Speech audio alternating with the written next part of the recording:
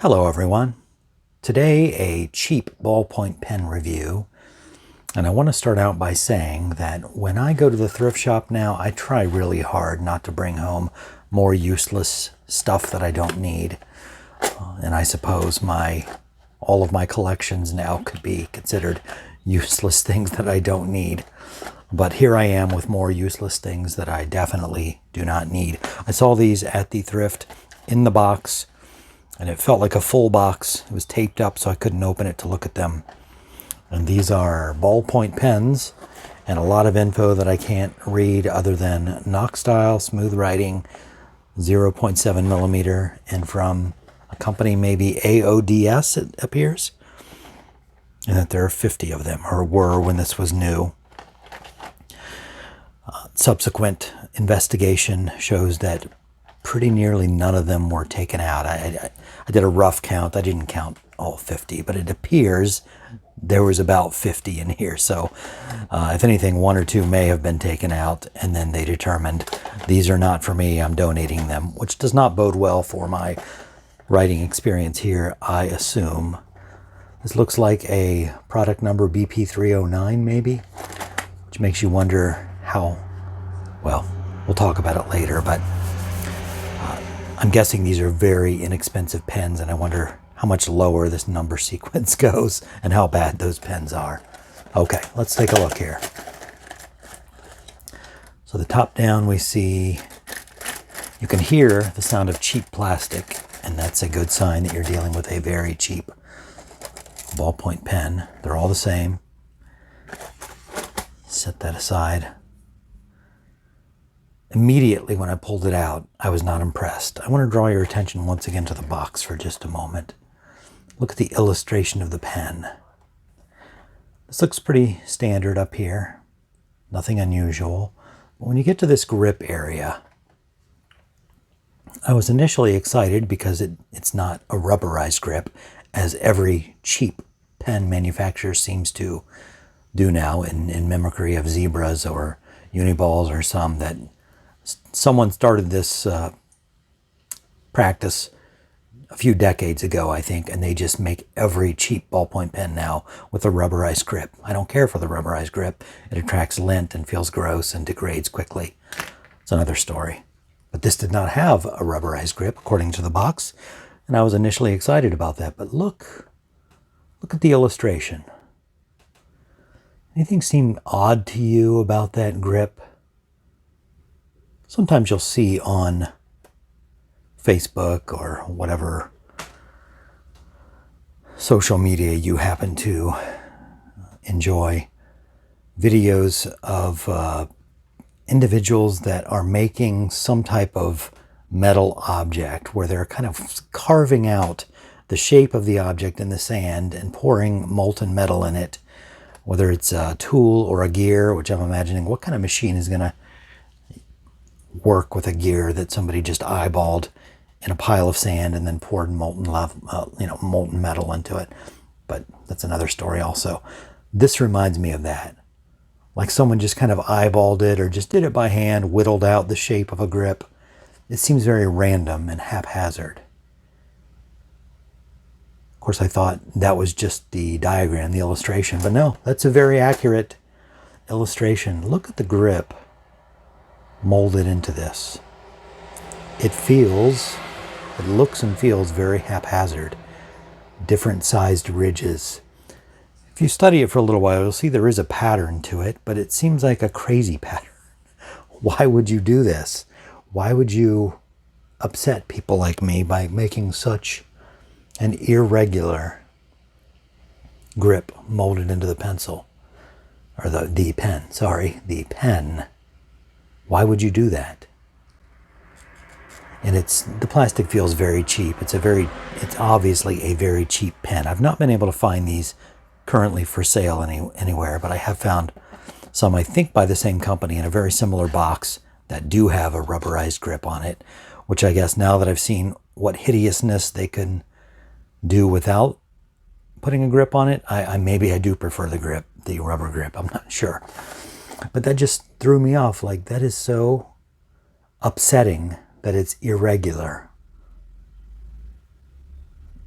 It's an OCD thing, maybe. Maybe that's just a me problem. But in addition, you can see, hopefully you can see, boy, it's going to be hard to focus on this, at the seams where the presumably injection mold parts come together. It's very poorly done.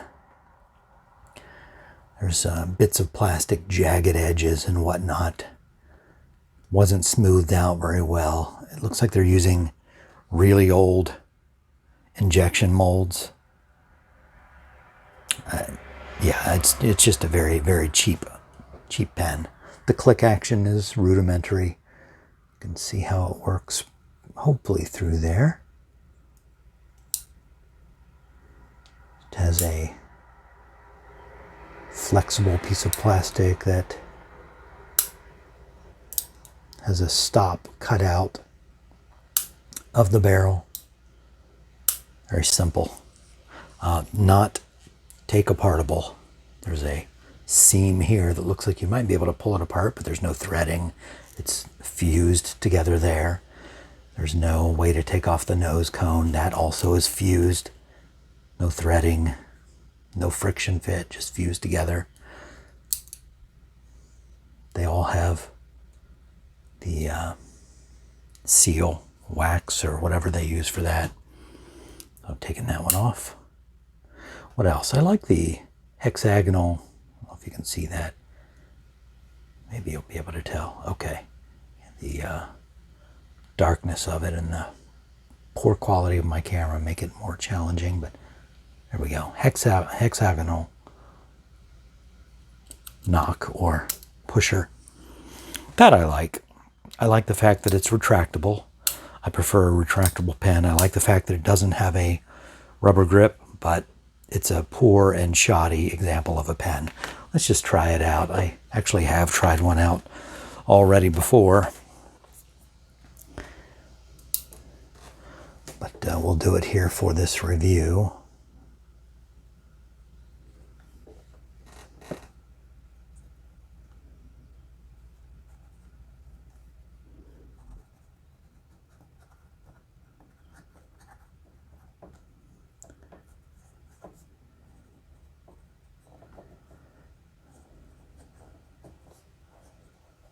I believe it was $2 I spent for this box of pens, and that may have been too much.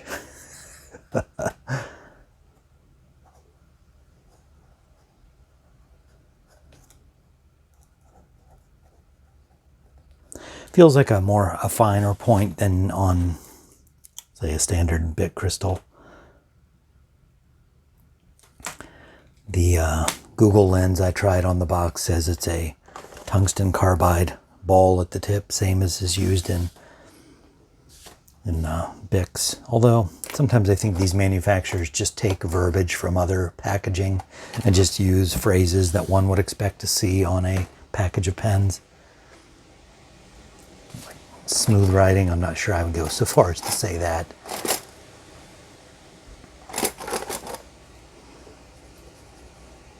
Has a little bit of a scratch to it, not the smoothest writing experience.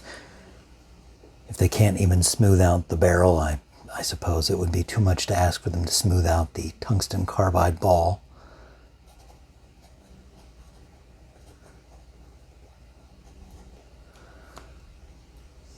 I mean, it's not bad. It appears to work without skipping.